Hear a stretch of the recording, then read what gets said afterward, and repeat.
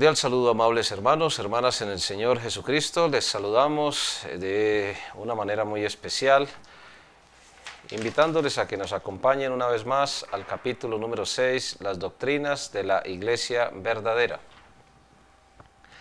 Las doctrinas de la Iglesia verdadera del Señor Jesucristo, pues están claramente referidas en la palabra del Señor y no podemos apartarnos bajo ninguna circunstancia de ellas.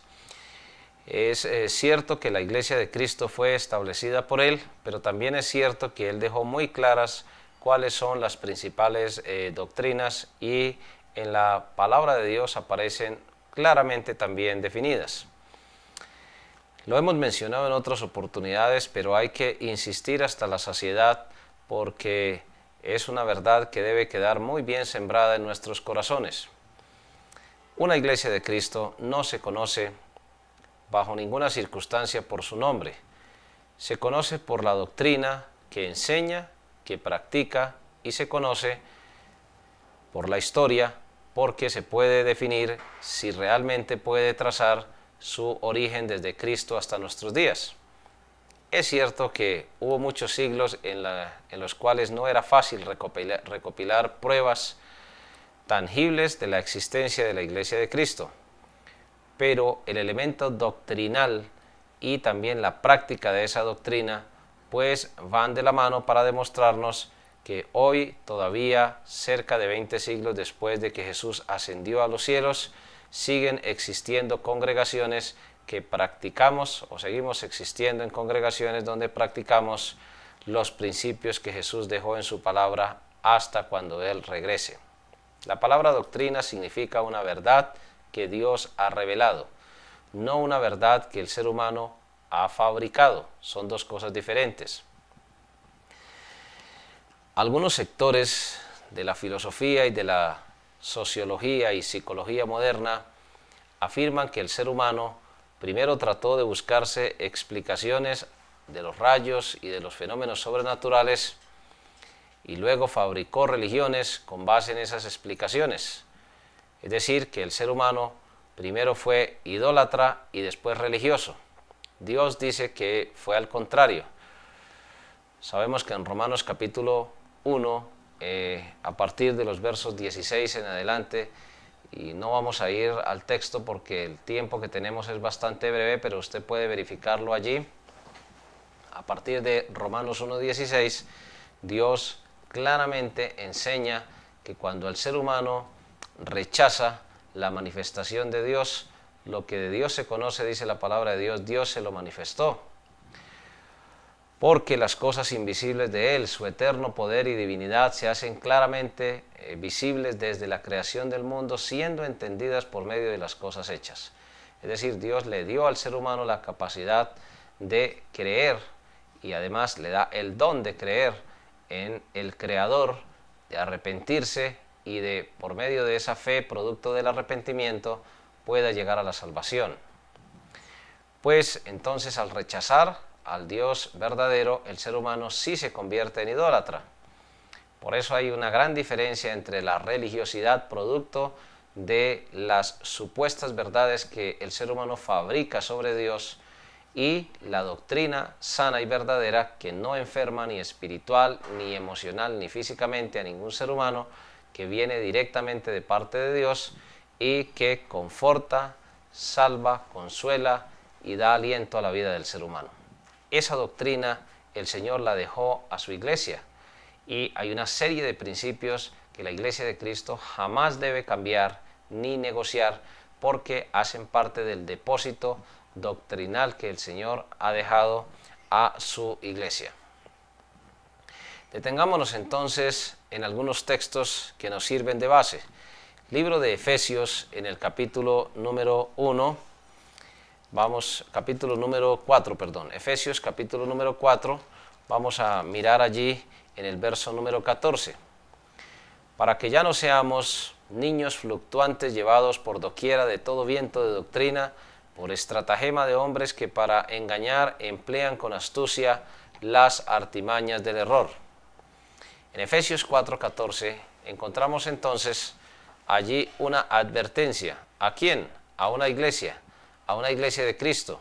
¿A cuál iglesia? A la iglesia de Éfeso. Ya sabemos que la iglesia de Éfeso fue fundada por el Señor a través del ministerio personal del apóstol Pablo. Esa era una verdadera iglesia de Cristo. Los historiadores hablan de que duró hasta cerca del año 400, cuando entró en una profunda crisis la ciudad de Éfeso, y también cuando la iglesia de Cristo pues dejó de cumplir, y otras iglesias locales se encargaron entonces de llevar adelante el mensaje de la palabra del Señor. Por eso, mis apreciados hermanos y hermanas, la iglesia de Éfeso estaba expuesta a desviarse de la doctrina. En ese mismo momento en que el apóstol Pablo les escribe, Pablo tenía un gran temor, inclusive cuando se despidió, allá en Hechos capítulo número 20, cuando leemos que él se reúne, ya lo hemos estudiado en otras oportunidades en doctrina bíblica en un año, estudiamos que cuando se despidió, pues advirtió a la iglesia que aún de ella misma se levantarían hombres que podrían desviarse. Aquí vuelve a advertirles a la iglesia, y es una advertencia para las iglesias locales de Cristo de toda la historia de la iglesia de Jesús hasta que Él regrese. Un viento arrastra, y un viento arrastra hacia la destrucción. A veces hay vientos que arrastran la germinación del polen, y hay formas de reproducción en las plantas, es decir, que el viento es un elemento que es usado aquí como una figura del lenguaje para indicar que existe la posibilidad de que la iglesia de Cristo sea arrastrada por vientos de doctrina. ¿Cuáles son entonces esas doctrinas bíblicas básicas que nos sirven para complementar lo que se nos enseña aquí en el capítulo número 6 de nuestra materia? Pues lo primero que hay que reconocer es que no se puede cambiar la cabeza y el fundador de la iglesia, que es Cristo.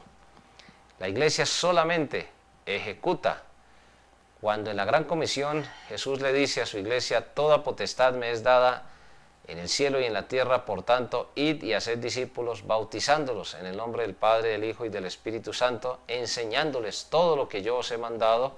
Es precisamente eso lo que hay que hacer, enseñar todo lo que Jesús ha mandado. No es otra enseñanza ni otra doctrina. Los falsos concilios, uno de ellos que se celebró, por ejemplo, en el año 325 en la ciudad de Nicea, en ese concilio se trató de unir toda la cúpula del cristianismo, que en ese momento estaba bajo la jurisdicción del emperador romano. Es decir, que el emperador romano, que en ese momento era Constantino, intentó convertirse en representante de Cristo aquí en la tierra, cosa que es totalmente ajena a la realidad, porque la cabeza de una iglesia es Cristo, y el Espíritu Santo es quien dirige los corazones en la predicación, en la enseñanza, en la alabanza. El Espíritu Santo es el que glorifica, es decir, es el que manifiesta a Cristo. Ahí lo encontramos de una manera muy decidida en los evangelios, particularmente en el Evangelio según San Juan. La iglesia solamente ejecuta y enseña el mandato del Señor, pero nunca tiene la autoridad de cambiar la doctrina.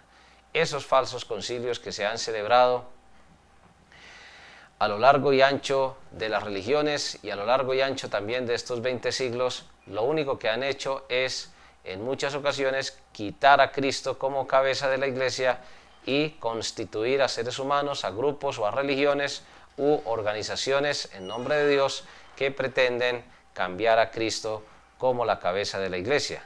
En Colosenses capítulo 1, verso número 18, podemos encontrar claramente la enseñanza de la palabra del Señor allí. Y Él es la cabeza del cuerpo, que es la iglesia. Colosenses 1:18.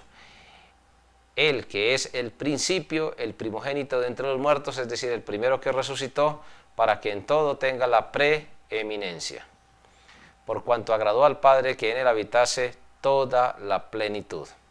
Hermanos y hermanas, Cristo es la cabeza de la iglesia, y Él ha enviado su Santo Espíritu para que la iglesia sea administrada de una manera espiritual y correcta. La única regla de fe y práctica es la Biblia. Ya lo hemos leído en varias oportunidades, cómo el Señor resalta que su iglesia debe guiarse en cuanto a la fe, es decir, como sistema de doctrina, porque hay fe para salvación, fe intelectual, fe para obediencia y fe como sistema de doctrina. Uno no puede practicar lo que uno no conoce, y lo que conocemos es claramente la palabra de Dios para poderla poner en práctica.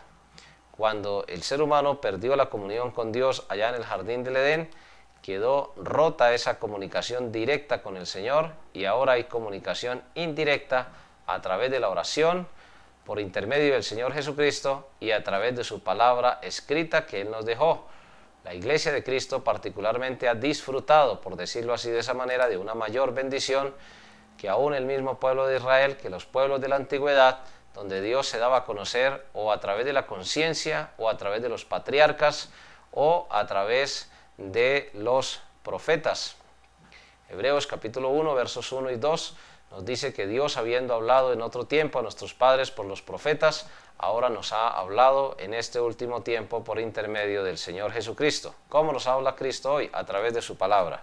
Su palabra está completa, no hay que añadirle.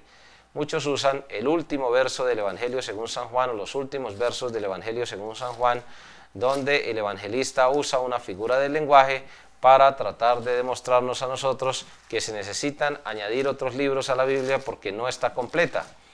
Pero cuando decimos toda la Escritura es inspirada por Dios, útil para enseñar, corregir, redarguir, es decir, demostrar nuestra culpabilidad, instruir al hombre de Dios a fin de que sea enteramente preparado, perfecto para toda buena obra, pues está dando a entender la misma palabra de Dios que ella está completa.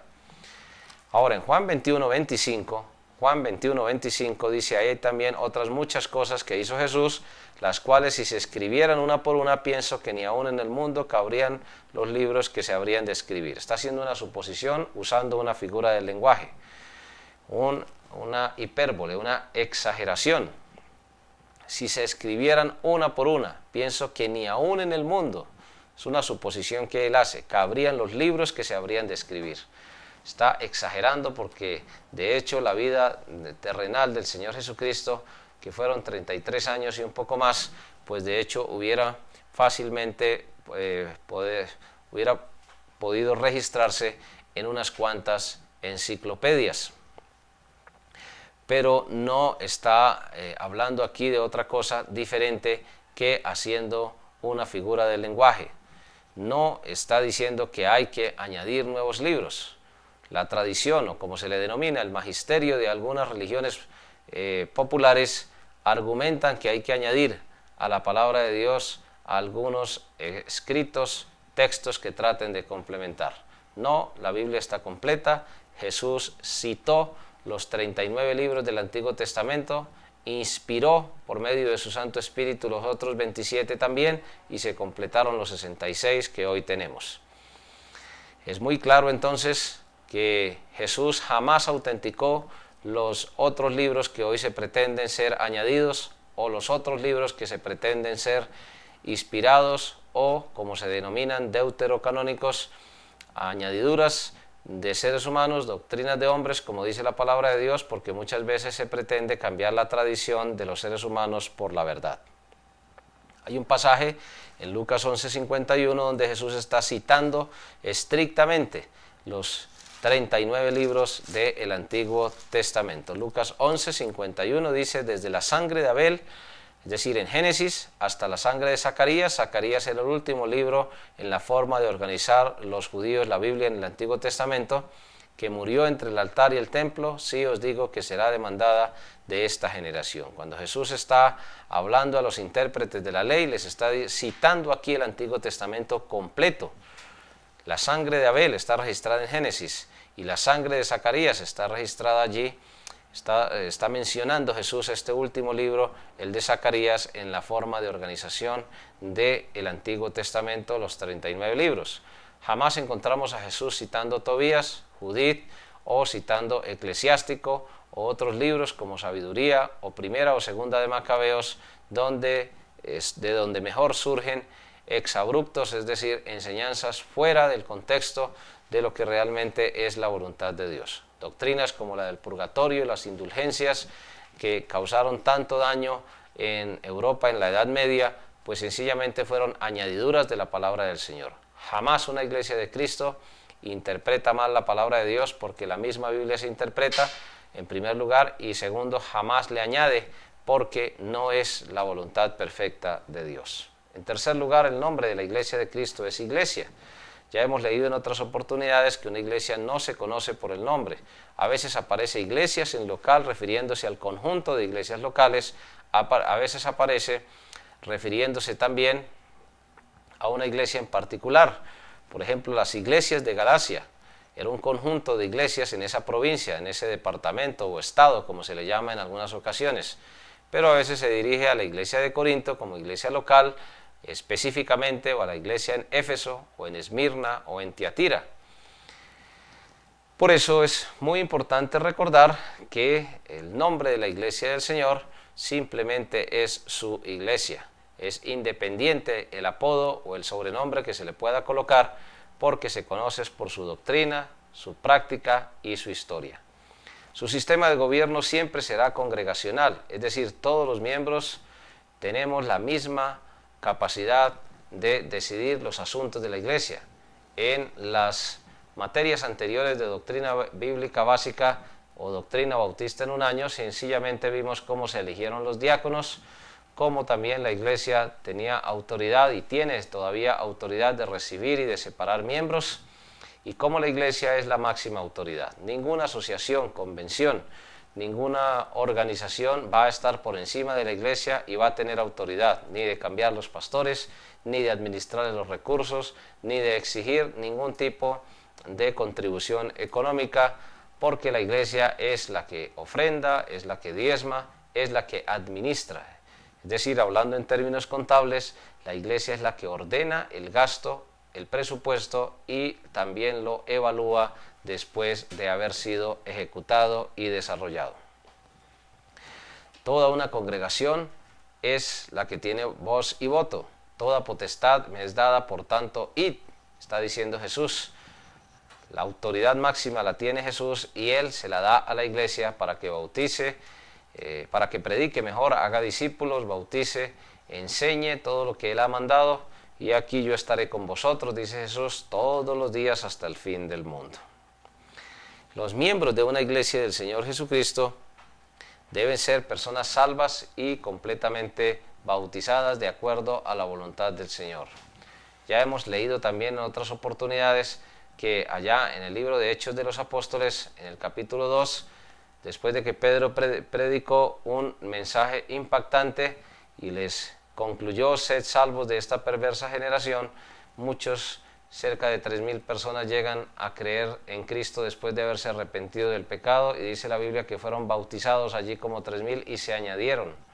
¿A dónde se añadieron? De hecho, tuvieron que añadirse a la iglesia. Así que podemos entonces definir que no hay otra forma de añadirse a una iglesia de Cristo, sino es por la decisión de fe en Cristo en primer lugar, y en segundo lugar por un bautismo que verdaderamente sea totalmente bíblico. Existen especulaciones en cuanto a la famosa Iglesia Universal y se usan pasajes tratando de demostrar que todo salvo automáticamente es miembro de la iglesia, pero cuando uno nota que Jesús llamó primero a miembros bautizados, que manda bautizar, que reconoce su bautizo para hacerse miembro de la iglesia, pues no podemos bajo ninguna circunstancia cambiar esos textos. A veces se confunde el bautismo del Espíritu Santo con la llenura del Espíritu Santo. La iglesia fue bautizada en el Espíritu Santo. El apóstol Pablo nos dice claramente que en un solo cuerpo fuimos sumergidos y a todos se nos dio a beber de un mismo espíritu. Eso nos da a nosotros a entender claramente que cuando nos bautizamos en agua, una iglesia del Señor Jesucristo es participante del bautizo del Espíritu Santo que se sucedió una sola vez y para siempre desde el día de Pentecostés. Hermanos y hermanas, las ordenanzas de una iglesia de Cristo son el bautismo y la cena del Señor. Ya lo hemos visto en varias oportunidades. A veces se hacen otro tipo de añadiduras o se cambia este tipo de enseñanza en cuanto a los requisitos. Por ejemplo, una iglesia de Cristo no debe recibir personas cuyo bautismo no sea realmente claro a la luz de la palabra del Señor, y así sucesivamente. Una iglesia de Cristo tampoco debe participar en la cena del Señor con personas que no están en plena comunión, que no son miembros de la iglesia local. Los elementos deben ser siempre los mismos: pan sin levadura y el jugo de la vid. Y así sucesivamente nos vamos a encontrar, hermanos y hermanas, con una serie de cambios en estos 20 siglos de la doctrina, por ejemplo, de la cena del Señor. Se conoce muy popularmente la famosa doctrina de la transubstanciación, cuando un ser humano eleva una supuesta oración y el objeto que tiene allí de harina de trigo, después de la oración, se convierte literalmente en el cuerpo de Cristo, entre comillas. Nosotros sabemos que es también un absurdo, porque el cuerpo de Cristo ya se hubiera consumido en 20 siglos, pues una gran cantidad de veces, las millones de veces que ha sido ofrecido. Es algo totalmente fuera de la palabra de Dios. Esta es una ordenanza que ha sido cambiada, tergiversada, desvirtuada, y en muchas ocasiones se le ha dado una interpretación totalmente errónea. Inclusive se habla de un proceso de santificación a través de ello, pero hermanos y hermanas, la realidad es que solamente a través de la fe en Cristo podemos ser salvos, podemos ser apartados por Dios y para Dios, y los símbolos que Él ha dejado son solamente dos: el bautismo, representando la muerte, sepultura y resurrección de Cristo, y la cena del Señor, recordando y anunciando su muerte, recordando y anunciando su cuerpo y también su sangre preciosa. Por eso es que no se debe tomar indignamente, y la palabra indignamente es un adverbio que modifica la acción del verbo. Los ministros ordenados siempre deben ser los pastores y los diáconos, no hay más.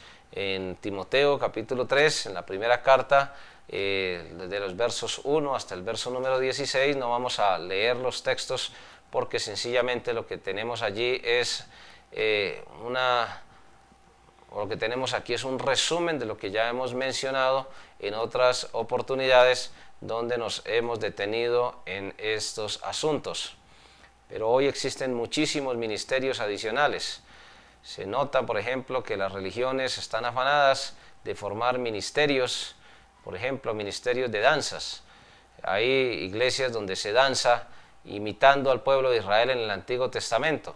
Hubo mandatos que fueron específicos para el pueblo de Israel y que no se mandó jamás a la iglesia a practicar.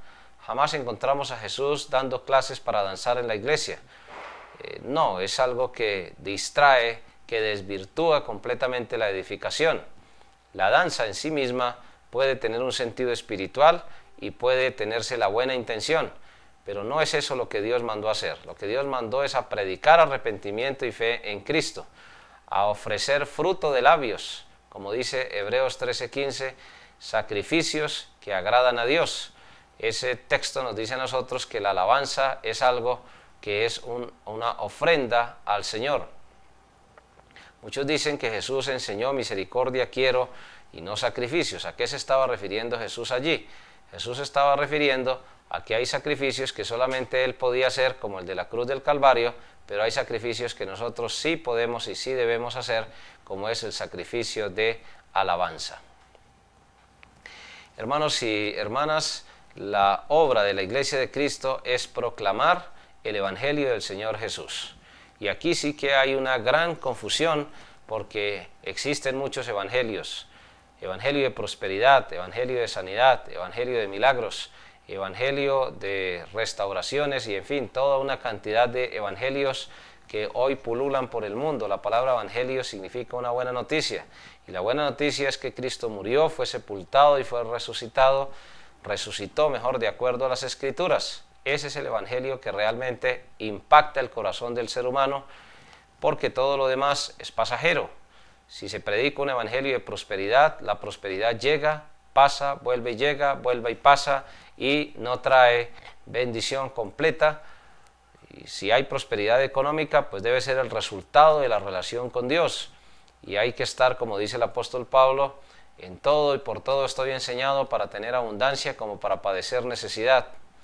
Y ahí es donde Pablo enseña: todo lo puedo en Cristo que me fortalece. El plan financiero de una iglesia del Señor Jesucristo siempre serán los diezmos y las ofrendas. Unir las iglesias con el Estado y empezar a depender de los impuestos que provee el Estado es uno de los fracasos más grandes que ha tenido o que han tenido las religiones desde la antigüedad, porque hace que las personas no vivan por fe, sino vivan simplemente dependiendo del Estado.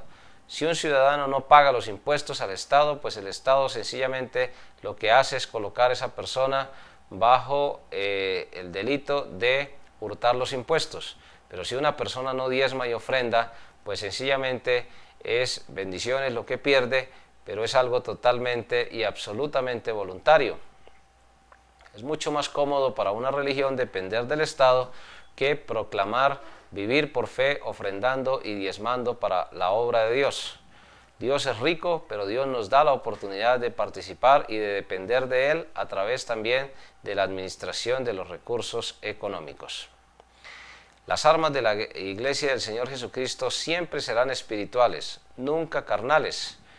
Hemos visto que no tenemos lucha contra carne y sangre, sino contra principados, potestades, gobernadores de las tinieblas, huestes espirituales de maldad en las regiones celestes. No tenemos un enemigo que vemos, pero nuestro enemigo ya fue herido de muerte en la cruz del Calvario, y de hecho al ser herido de muerte, pues está plenamente derrotado. Así que nuestras armas son siempre espirituales, no con espada, sino con espíritu, ha dicho Jehová, y es una obra espiritual sustentada por armas espirituales.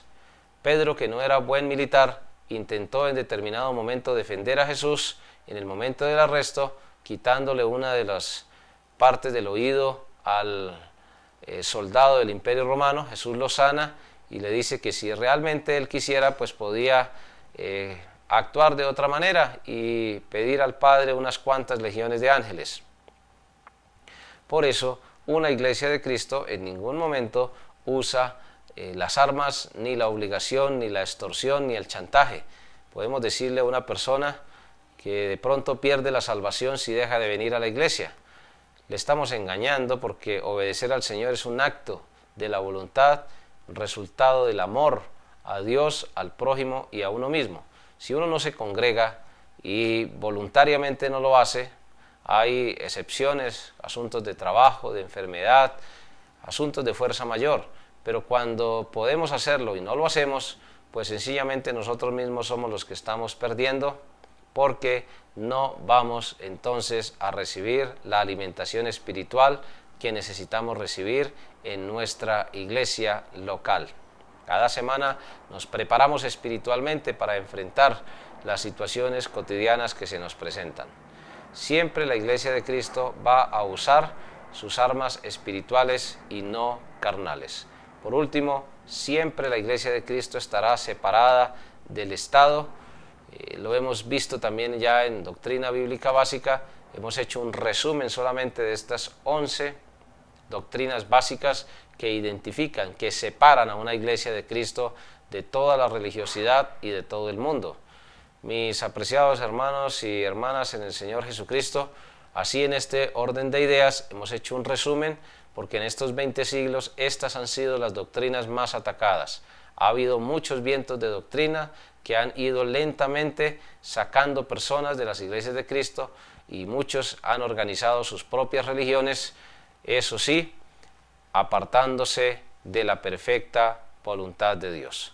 Muchísimas gracias, y es nuestra oración para que como iglesias del Señor Jesucristo resistamos con el poder de su Santo Espíritu todos los vientos de doctrina que intenten destruir el depósito doctrinal que el Señor nos entregó. Muchísimas gracias y que el Señor nos bendiga a todos.